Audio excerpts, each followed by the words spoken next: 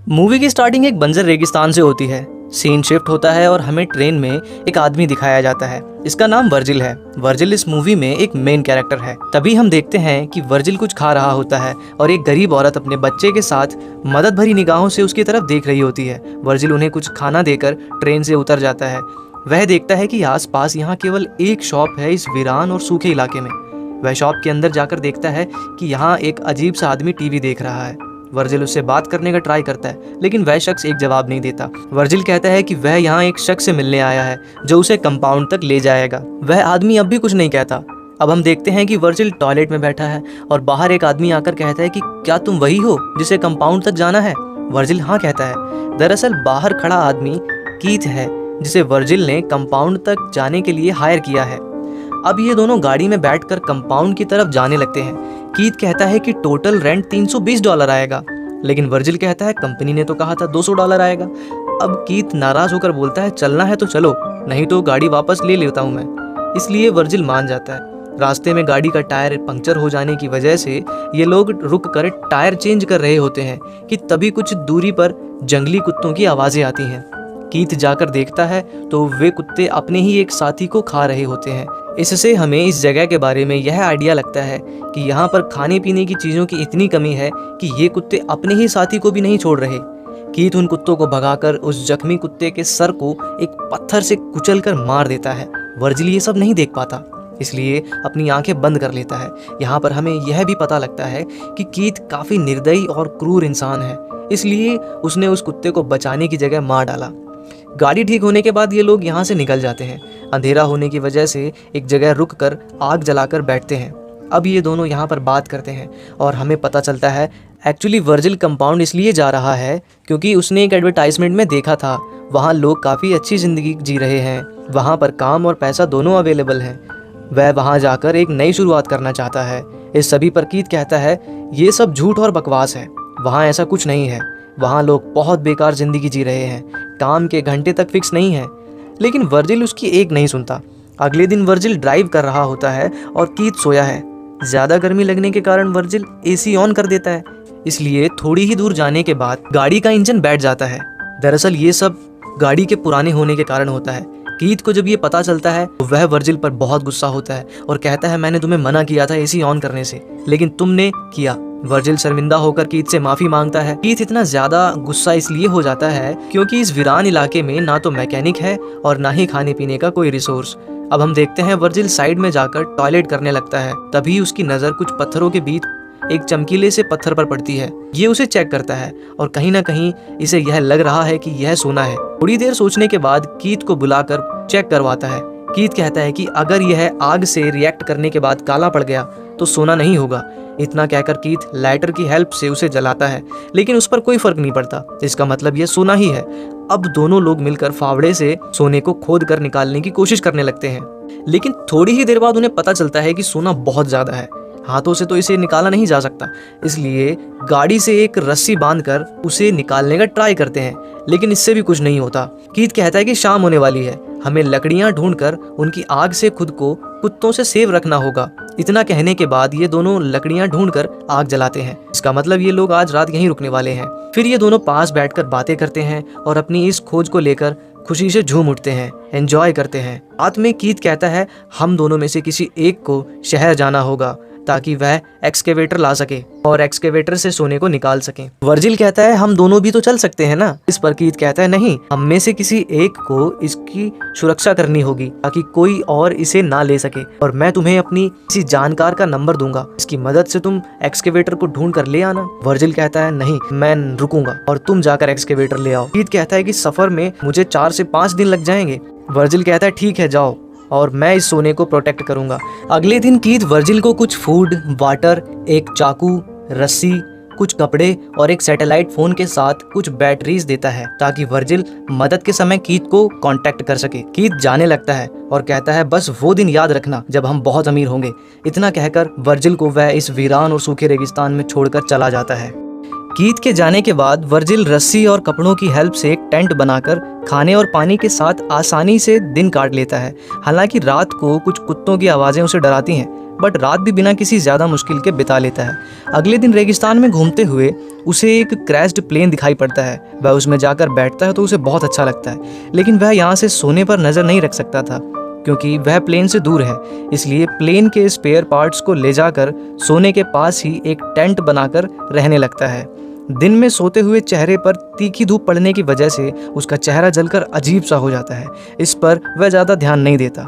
बाद में एक पत्थर की मदद से एक सोने के टुकड़े को तोड़कर वो बैग में रख लेता है। इसी दौरान कीथ का सैटेलाइट फ़ोन आता है। वर्जिल कहता है, मैंने एक छोटा टुकड़ा तोड़ा है, हम दोनों इसे बेचकर अपनी ज़रूरतें पूरी कर सकते हैं। लेकिन कीथ कहता है, इतने से क्या होगा, हम सारा सोना निकालेंगे। वर्जिल कीथ की बातों में आ जाता है और सोने की सुरक्षा करने में लग गया। इसी तरह दूसरा दिन और रात बीत जाती है। अगली सुबह उसके चेहरे के जख्म और ज़्यादा गहरे और दर्दनाक हो गए। चेहरे का रंग भी उड़ चुका है। सुबह वर्जिल जब पानी पी रहा होता है तभी एक रैटल स्नेक उसके पास आ जाता है। वर्जिल उसे मारने की कोशिश तो करता है, लेकिन इस चक्कर में उसका सारा पानी बर्बाद हो जाता है, वो भी ऐसी टफ सिचुएशन में। जल्द ही उसका खाना भी खत्म हो जाता है। अब वर्जिल कुछ और पार्ट्स लेने के लिए प्लेन के पास जाता है और अपने साथ उस सोने के टुकड़े को भी ले जाता है। तभी वहाँ पर एक स्ट्रेंजर लड़की को आता देख वह उस सोने के टुकड़े को प्लेन में छिपा देता है और चुपचाप बैठ जाता है। वो स्ट्रेंजर लड़की उसके पास आती है और मदद के रूप में उसे पानी ऑफर करती है और कहती है, यहाँ से कुछ दूर एक पानी का कुआं है, तुम वहाँ जाकर रह सकते हो। लेकिन वर्जिल मना कर देता है, उससे यहाँ से जाने के लिए भी कहता है। लेकिन वो लड़की उसकी बात नहीं मानती और उसके पीछे पीछे टेंट तक आ जाती है।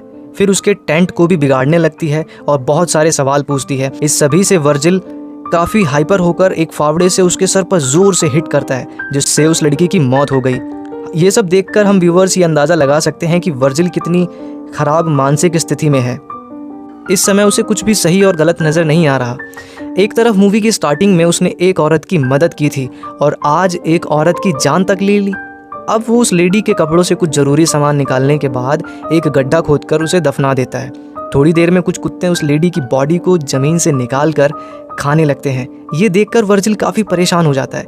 फिर कुछ लकड़ियाँ इकट्ठी कर उसकी बॉडी को जला देता है। इस तरह तीसरा दिन और रात भी बीत जाती है। अगले दिन सुबह वर्जिल सैटेलाइट फ़ोन पर कीथ से बात करते समय काफ़ी इमोशनल हो जाता है और पूछता है, तुम कब तक आ जाओगे? जिस पर कीथ कहता है, अभी थोड़ा टाइम और लगेगा। बात करते समय हम व्यूअर्स नोटिस करते हैं कि वर्जिल का ब्रेन अब डिहाइड्रेशन की वजह से सही से काम नहीं कर पा रहा है, वो बातें भूल रहा है। तभी वहाँ से एक ट्रक को गुजरता हुआ देख वर्जिल अपने सामान को उठाकर वहाँ से जैसे ही जाने के लिए खड़ा होता है, तभी उसकी नज़र ज़मीन में दबे हुए उस सोने पर पड़ती है और यहाँ पर लालच की सारी हदें पार हो जाती हैं। वो चाहे तो इस छोटे से टुकड़े को ले जाकर अपनी जान बचा सकता है, लेकिन वो नहीं करता और ट्रक को जाने देता है। इस समय तक उसका चेहरा काफ़ी सूख चुका है और बदसूरत भी लगने लगा है, किसी ज़ॉम्बी की तरह। सीन शिफ्ट होता है। हम देखते हैं कि वर्जिल का सामना एक बहुत तेज रेतीले तूफान से होता है। इस तूफान में वर्जिल का सारा टेंट बर्बाद हो जाता है। तूफान थमने के बाद हम देखते हैं कि वर्जिल के पेट में एक लकड़ी घुस जाती है, लेकिन इस हालत में भी वो अपने सोने के ऊपर हाथ रखकर आराम करता है। थोड़ी देर बाद वो इस लकड़ी को पेट से निकाल लेता है, फिर अपने जख्म को एक गर्म टीन के ढक्कन की मदद से बंद कर लेता है। गाइज, मूवी का यह सीन काफ़ी दर्दनाक लगता है मुझे। पानी और खाने की कमी के कारण वर्जिल काफ़ी कमज़ोर हो जाता है और उसे हेलुसिनेशंस भी आने लगते हैं। इसी वजह से वह मरी हुई लड़की उसे ज़िंदा दिखाई देने लगती है। तभी वहाँ से सच में एक रियल लड़की गुजर रही होती है। वो इसे देखकर रुक जाती है और पानी पिलाती है। वास्तव में यह लड़की पहले वाली लड़की की छोटी बहन है। यह पूछती है कि तुमने मेरी सिस्टर को देखा?